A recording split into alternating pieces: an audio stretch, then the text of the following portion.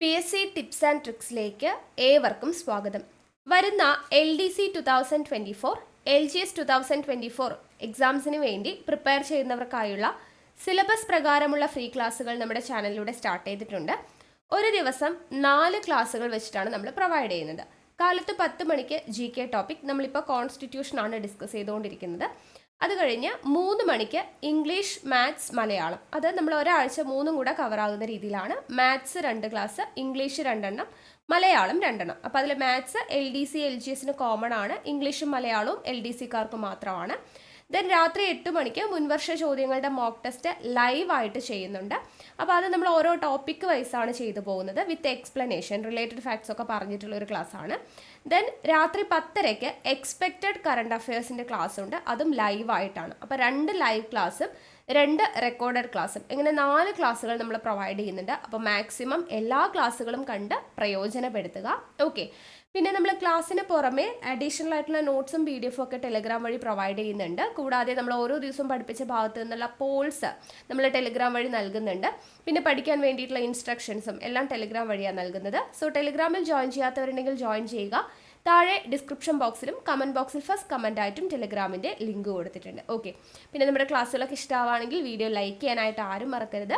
Maximum നിങ്ങളുടെ ഫ്രണ്ട്സിനൊക്കെ ഒന്ന് ഷെയർ ചെയ്ത് കൊടുക്കുക. പിന്നെ എന്തെങ്കിലും സജഷൻസ് ഉണ്ടെങ്കിൽ അത് താഴെ കമൻ്റ് ആയിട്ട് അറിയിക്കാം. ഓക്കെ. അപ്പോൾ നമുക്ക് സ്റ്റാർട്ട് ചെയ്യാം. അപ്പോൾ ഇന്ന് നമ്മൾ ഇന്ത്യൻ ഭരണഘടനയിലെ പട്ടികകളെ കുറിച്ചാണ് പഠിക്കുന്നത്, സ്കെഡ്യൂൾസിനെ കുറിച്ചാണ് പഠിക്കുന്നത്. ഓക്കെ. അപ്പോൾ എത്ര പട്ടികകളുണ്ട് എല്ലാവർക്കും അറിയുന്നതായിരിക്കും. എങ്കിലും നിങ്ങൾ ഓരോ ദിവസവും ഞാൻ ഇത്ര ചെറിയ ചെറിയ ടോപ്പിക്കാണ് എടുക്കുന്നത്. അപ്പോൾ അത് കൃത്യമായിട്ട് എഴുതി നോട്ട് തയ്യാറാക്കി പഠിച്ച് റിവിഷൻ ചെയ്ത് പോവാം കേട്ടോ. അപ്പോഴാണ് അതിൻ്റെ ഒരു കൺസിസ്റ്റൻസി നിങ്ങൾക്ക് കിട്ടത്തുള്ളൂ. അപ്പോൾ ആർക്കെങ്കിലും പെൻഡിങ് ഉള്ള ടോപ്പിക്സ് ഉണ്ടെങ്കിൽ അതെല്ലാം വേഗം തന്നെ പഠിച്ച് തീർക്കുക. നമ്മൾ ഞായറാഴ്ച ഒരാഴ്ച പഠിച്ച കാര്യങ്ങൾ റിവിഷനും കൂടെ ചെയ്യുന്നുണ്ട്, എക്സാം നടത്തുന്നുണ്ട് ലൈവായിട്ട് 8 മണിക്ക്. അപ്പോൾ ആ എക്സാം എല്ലാവരും കൃത്യമായിട്ട് പഠിച്ച് എഴുതുകയും വേണം. അപ്പോൾ പഠിച്ചു തീർക്കാനുള്ള ടോപ്പിക്സൊക്കെ ഞായറാഴ്ച രാത്രി 8 മണിക്ക് മുൻപ് തന്നെ ഒരാഴ്ച പഠിപ്പിച്ച കാര്യങ്ങൾ പഠിച്ചു തീർക്കാനായിട്ട് ശ്രമിക്കുക. ഓക്കെ. അപ്പോൾ നമുക്ക് നോക്കാം. ഭരണഘടനയിലെ സ്കെഡ്യൂൾസ് അല്ലെങ്കിൽ പട്ടികകളെ കുറിച്ചാണ് നമ്മൾ പറയുന്നത്. അപ്പോൾ എത്ര പട്ടികയാണ് ഉള്ളത്? ഭരണഘടന നിലവിൽ വരുന്ന സമയത്ത് 8 പട്ടികകളാണ് ഉണ്ടായിരുന്നത്. ഭരണഘടന നിലവിൽ വരുന്ന സമയത്ത് 8 പട്ടികകളാണ്. ഇപ്പം നിലവിലുള്ളത് എത്ര പട്ടികകളാ? നിലവിലുള്ളത് 12 പട്ടികകളാണ് നിലവിലുള്ളത്. നിലവിൽ എത്ര പട്ടികകളുണ്ട്? 12 പട്ടികകൾ അല്ലെങ്കിൽ 12 ഷെഡ്യൂൾസ് ആണ് ഇപ്പോൾ നിലവിൽ ഉള്ളത്. അപ്പോൾ അതിൽ നമുക്ക് ഓരോ പട്ടികയിലും എന്തിനെ കുറിച്ചാണ് പറയുന്നത് എന്നുള്ളത് ഡീറ്റെയിൽഡ് ആയിട്ട് തന്നെ പഠിക്കണം. അപ്പോൾ അതിന് നിങ്ങളൊരു കോഡ് പഠിച്ചിട്ടുണ്ടായിരിക്കും. ഇതെല്ലാവർക്കും അറിയുന്ന ഒരു കോഡാണ്. ഈ 12 പട്ടികകൾ ഓർത്ത് വെക്കാനുള്ള ഒരു കോഡ്, ഈസി ആയിട്ടുള്ളൊരു കോഡാണ്. തിയേഴ്സ് ഓഫ് ഓൾഡ് PM എന്ന് പറഞ്ഞിട്ട് ഒരു കോഡ് അല്ലേ. തിയേഴ്സ് ഓഫ് ഓൾഡ് PM എന്ന് പറയുന്ന ഒരു കോഡുണ്ട്. അപ്പോൾ ഇത് വെച്ചിട്ടാണ് ഈ 12 പട്ടികകൾ നമ്മൾ ഓർത്ത് വയ്ക്കുക. അപ്പോൾ അതിൽ ഓരോന്നും എന്താന്നുള്ളത് നമുക്ക് ജസ്റ്റ് ഒന്ന് നോക്കാം. ഓക്കെ. എന്നിട്ട് നമുക്ക് ഓരോന്നായിട്ട് പഠിക്കാം. അപ്പോൾ ആദ്യത്തേത് ടിയേഴ്സ് എന്ന് പറയുമ്പോൾ ആദ്യം വരുന്നത് എന്താ? T for territories. T for territories എന്നാ പറയുക. അപ്പോൾ ആദ്യത്തെ ടി എന്തിനെ കുറിച്ചാണ് പറയുന്നത്? സംസ്ഥാനങ്ങളുടെ പേരും അവയുടെ പ്രാദേശിക അധികാര പരിധിയും അതുപോലെ തന്നെ കേന്ദ്രഭരണ പ്രദേശങ്ങളുടെ പേരും അവയുടെ വ്യാപ്തിയും. അപ്പോൾ സംസ്ഥാനങ്ങളുടെയും കേന്ദ്രഭരണ പ്രദേശങ്ങളുടെയും, അതായത് യൂണിയൻ ടെറിട്ടറീസ് അല്ലേ, കേന്ദ്രഭരണ പ്രദേശം യൂണിയൻ ടെറിട്ടറീസിൻ്റെയും സംസ്ഥാനങ്ങളുടെയും യൂണിയൻ ടെറിട്ടറീസിൻ്റെയും പേര്, അവയുടെ വ്യാപ്തി, അധികാര പരിധി എന്നിവയെക്കുറിച്ച് പറയുന്ന പട്ടിക ഏത് എന്ന് ചോദിച്ചു കഴിഞ്ഞാൽ ഏതാണ്? അത് ആദ്യത്തെ പട്ടികയാണ്, പട്ടിക 1. പട്ടിക 1ലാണ് എന്തിനെക്കുറിച്ച് പറയുന്നത്? സംസ്ഥാനങ്ങളുടെ പേര്, അവയുടെ അധികാര പരിധി, ദെൻ കേന്ദ്രഭരണ പ്രദേശങ്ങളുടെ പേര്, അവയുടെ വ്യാപ്തി. വേഗം ഇപ്പം തന്നെ നമ്മുടെ കൂടെ തന്നെ പഠിക്കുക കേട്ടോ. പട്ടിക 1ൽ പറയുന്നത് territories, tears of old PM ആണ്. അപ്പോൾ T ഫോർ ടെറിട്ടറീസ്. അപ്പോൾ എന്താണ്? സംസ്ഥാനങ്ങളുടെ പേരും അവയുടെ അധികാര പരിധിയും പിന്നെ കേന്ദ്രഭരണ പ്രദേശങ്ങളുടെ പേരും അവയുടെ വ്യാപ്തിയെയും കുറിച്ച് പറയുന്നതാണ് പട്ടിക 1, സ്കെഡ്യൂൾ 1 എന്ന് പറയുന്നത്, ടെറിട്ടറീസ്. ഓക്കെ. ഇനി ടിയേഴ്സ് ഓഫ് എന്ന് പറയുമ്പോൾ ടിയേഴ്സ് അല്ലെ, TE ആണ് വരിക. അടുത്തത് ഇ ഫോർ എമോല്യുമെൻസ്. എമോല്യുമെൻസ് എന്ന് പറഞ്ഞു കഴിഞ്ഞാൽ എന്താണ്? ശമ്പളവും കാര്യങ്ങളൊക്കെയാണ് പറയുന്നത് അല്ലേ. അപ്പോൾ ഇത് പട്ടിക 2. പട്ടിക 2 പ്രതിപാദിക്കുന്നത് എമോല്യുമെൻസിനെ കുറിച്ചാണ്. എമോല്യുമെൻസ് എന്ന് പറയുമ്പോൾ എന്താണ്? ശമ്പള വ്യവസ്ഥയും ആനുകൂല്യങ്ങളും. ശമ്പള വ്യവസ്ഥയും ആനുകൂല്യങ്ങളും കുറിച്ചാണ് പറയുന്നത്. ശമ്പള വ്യവസ്ഥ അതുപോലെ ആനുകൂല്യങ്ങളെ കുറിച്ച് പറയുന്നതാണ് പട്ടിക 2. എമോല്യുമെൻസിനെ കുറിച്ച് പറയുന്നു. ആരുടെ എമോല്യുമെൻസ്? ആരുടെ ശമ്പള വ്യവസ്ഥയെ കുറിച്ചാണ് പറയുന്നത്? രാഷ്ട്രപതിയുടെ ശമ്പളം, അതുപോലെ തന്നെ സംസ്ഥാനത്തെ ഗവർണർമാരുടെ ശമ്പളത്തെ കുറിച്ച്, ലോക്സഭ അതുപോലെ തന്നെ ഡെപ്യൂട്ടി സ്പീക്കർ, ലോക്സഭാ സ്പീക്കർ അതുപോലെ തന്നെ deputy speaker, Lok Sabha speaker, deputy speaker എന്നിവരുടെ ശമ്പളത്തെക്കുറിച്ച് പ്രതിപാദിക്കുന്നു. അതുപോലെ തന്നെ രാജ്യസഭാ ചെയർമാൻ്റെ ശമ്പളത്തെക്കുറിച്ച് പ്രതിപാദിക്കുന്നു. അതുപോലെ തന്നെ രാജ്യസഭാ ഡെപ്യൂട്ടി ചെയർമാൻ, രാജ്യസഭയുടെ ഡെപ്യൂട്ടി ചെയർമാൻ അദ്ദേഹത്തിൻ്റെ ശമ്പളത്തെക്കുറിച്ച്, അതുപോലെ തന്നെ സംസ്ഥാന നിയമനിർമ്മാണ സഭയിലെ സ്പീക്കർ, ഇവിടെ നമ്മൾ ലോക്സഭാ സ്പീക്കറും ഡെപ്യൂട്ടി സ്പീക്കറും പറഞ്ഞു. അതുപോലെ തന്നെയാണ് സംസ്ഥാന നിയമസഭയിലെ സ്പീക്കറുടെ ശമ്പളം, നിയമസഭാ സ്പീക്കറുടെ ശമ്പളം, നിയമസഭയിലെ ഡെപ്യൂട്ടി സ്പീക്കറുടെ ശമ്പളം, സംസ്ഥാന നിയമനിർമ്മാണ സമിതിയിലെ ചെയർമാൻ്റെ ശമ്പളത്തെക്കുറിച്ച് പ്രതിപാദിക്കുന്നു. അതുപോലെ തന്നെ സംസ്ഥാന നിയമനിർമ്മാണ സമിതിയിലെ ഡെപ്യൂട്ടി ചെയർമാൻ്റെ ശമ്പളത്തെക്കുറിച്ച് പ്രതിപാദിക്കുന്നു. സുപ്രീം കോടതി ജഡ്ജിമാരുടെ ശമ്പളം,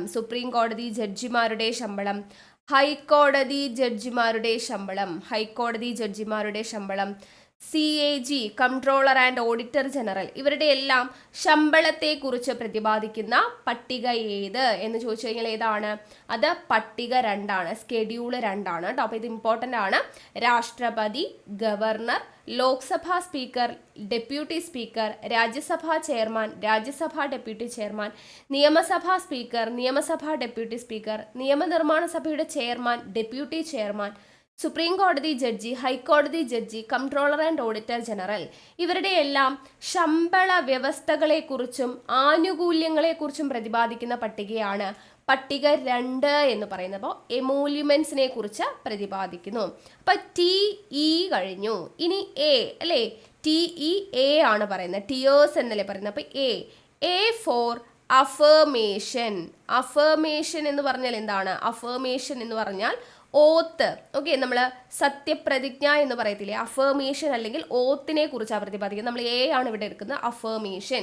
അപ്പം TEA, ടിയേഴ്സ് എന്ന് എഴുതുമ്പോൾ TEA ആണ് വരുന്നത്. So A four affirmation. അപ്പോൾ ആരുടെ സത്യപ്രതിജ്ഞയെക്കുറിച്ച് അല്ലെങ്കിൽ ആരുടെ അഫർമേഷനെ കുറിച്ചാണ് പ്രതിപാദിക്കുന്നത്? കേന്ദ്ര മന്ത്രിമാരുടെ സത്യപ്രതിജ്ഞ, പാർലമെന്റ് അംഗങ്ങളുടെ സത്യപ്രതിജ്ഞ, സുപ്രീം കോടതി ജഡ്ജിമാരുടെ സത്യപ്രതിജ്ഞ,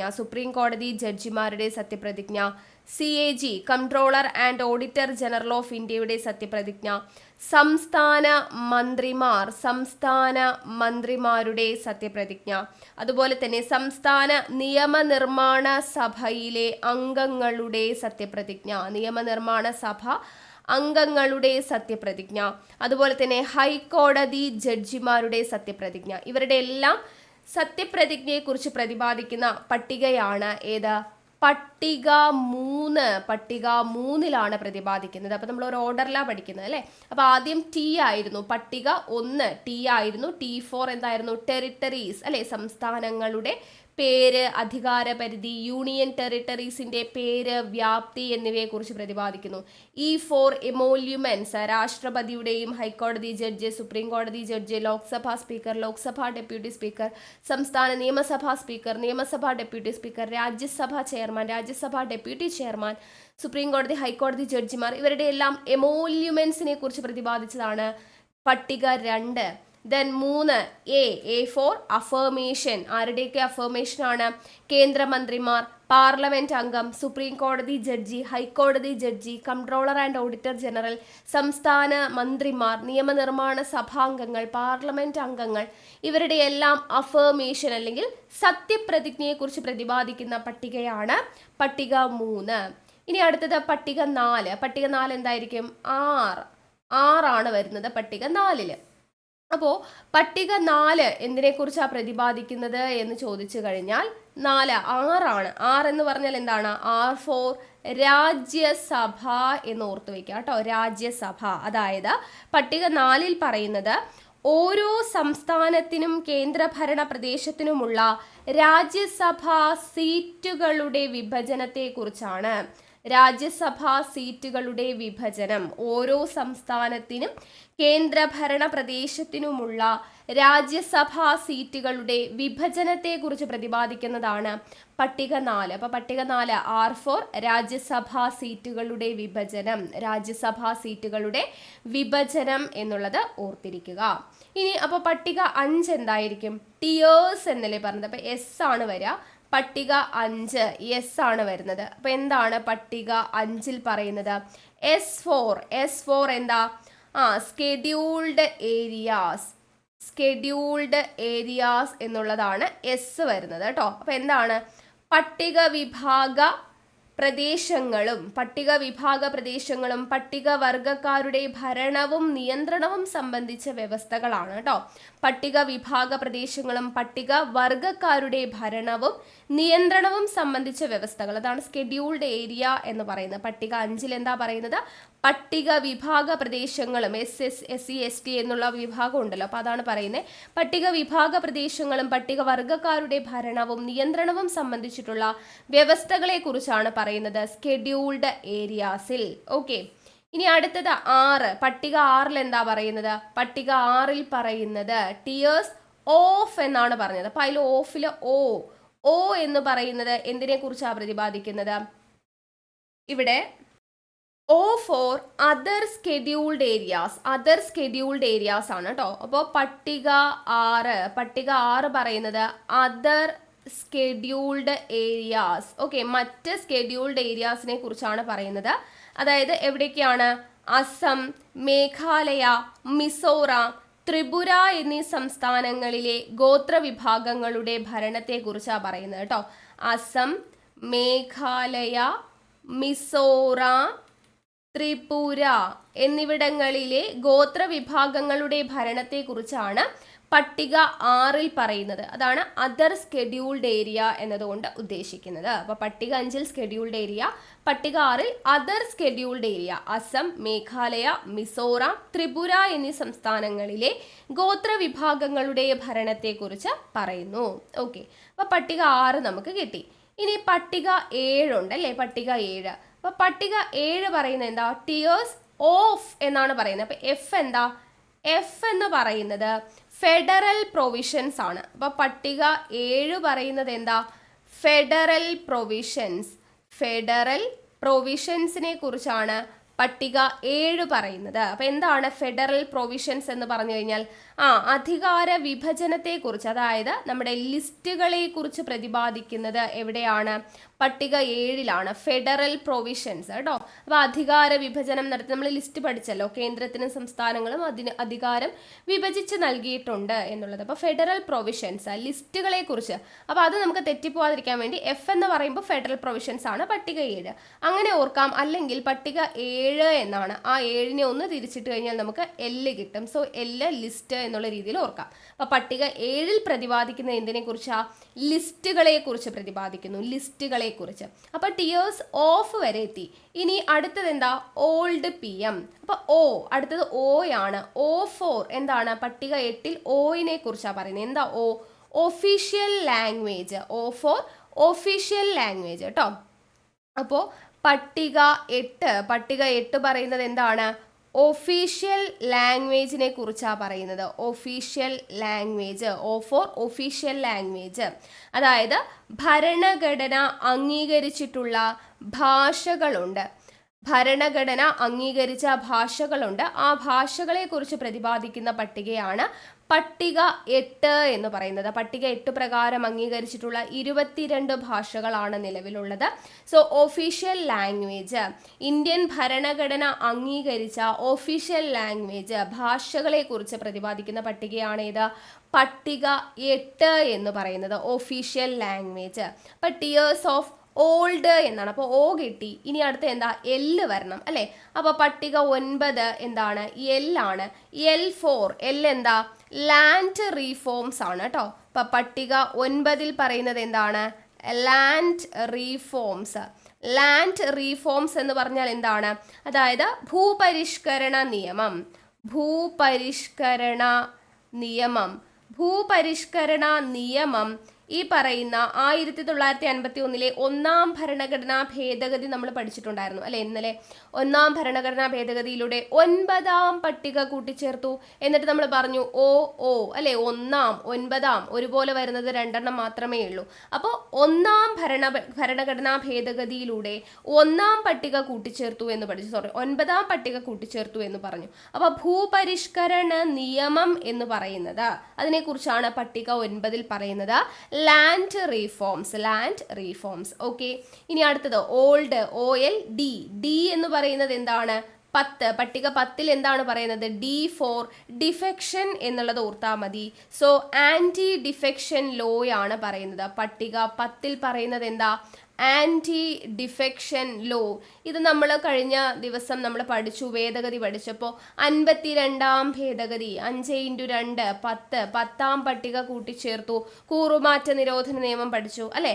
അപ്പൊ കൂറുമാറ്റ കാരണത്തിന്മേലുള്ള അയോഗ്യത സംബന്ധിച്ച വ്യവസ്ഥകൾ ഉൾപ്പെടുത്തിയിരിക്കുന്നതാണ് പട്ടിക 10. അപ്പോൾ 52ാം ഭേദഗതിയിലൂടെ ഉൾപ്പെടുത്തിയിട്ടുള്ള പട്ടികയാണ് പട്ടിക 10 എന്ന് നമ്മൾ പഠിച്ചു. അപ്പോൾ ആന്റി ഡിഫെക്ഷൻ ലോ കൂറുമാറ്റ കാരണത്തിന്മേലുള്ള യോഗ്യത സംബന്ധിച്ച വ്യവസ്ഥകൾ ഉൾപ്പെടുത്തിയിരിക്കുന്ന പട്ടികയാണ് പട്ടിക 10 എന്ന് പറയുന്നത്. അപ്പോൾ ഓൾഡായി. ഇനി എന്താ ഉള്ളത്? പി എം എന്ന് പറയുമ്പോൾ ആദ്യം P4 എന്താണ്? പട്ടിക 11 പറയുന്നത് എന്താ? പഞ്ചായത്തിനെ കുറിച്ച്. ഇത് നമ്മൾ പഠിച്ചു അല്ലെ. പട്ടിക 11 എന്തിനെ കുറിച്ചാണ് പറയുന്നത്? P4 പഞ്ചായത്ത്. ഇത് നമ്മൾ പഠിച്ചു അല്ലെ. 73ാം ഭേദഗതിയൊക്കെ പഠിച്ചപ്പോൾ പഞ്ചായത്ത് നമ്മൾ 11 എന്ന് പറയുന്ന പട്ടിക കൂട്ടിച്ചേർത്തു അല്ലെ. 11ാം പട്ടികയിൽ 29 വിഷയങ്ങളുണ്ട്. 2ഉം 9ഉം കൂടെ കൂട്ടിയാൽ 11 എന്നുള്ള രീതിയിൽ പഠിച്ചിട്ടുണ്ടായിരുന്നു.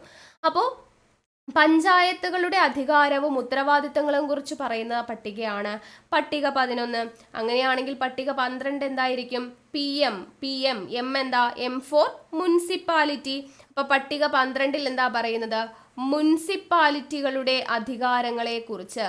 മുനിസിപ്പാലിറ്റികളുടെ അധികാരവും ഉത്തരവാദിത്തത്തെ കുറിച്ച് പറയുന്നതാണ് പട്ടിക 12 എന്ന് പറയുന്നത്. അപ്പൊ ഇത്രയും കാര്യങ്ങളേ ഉള്ളൂ നമുക്ക് പട്ടികയിൽ പഠിക്കാനായിട്ട്. അപ്പൊ നമുക്ക് ആ പട്ടികകൾ ഒന്നുകൂടെ നമുക്ക് ജസ്റ്റ് ഒന്ന് പറയാം. എന്തൊക്കെയായിരുന്നു? ആദ്യം നമുക്ക് ആ കോഡ് ഒന്ന് പറയാം അല്ലെ. ടിയേഴ്സ് ഓഫ് ഓൾഡ് PM എന്നതായിരുന്നു നമ്മുടെ കോഡ്. 12 പട്ടിക പഠിക്കാനുള്ള code tears of old PM. അപ്പൊ എന്തൊക്കെയായിരുന്നു?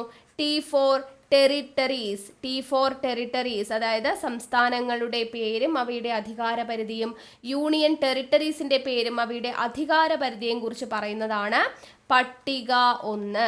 ദെൻ പട്ടിക 2 എമോല്യുമെന്റ്സ്, ശമ്പള വ്യവസ്ഥയെ കുറിച്ച് പറയുന്നു, ആനുകൂല്യങ്ങളെ കുറിച്ച് പറയുന്നു.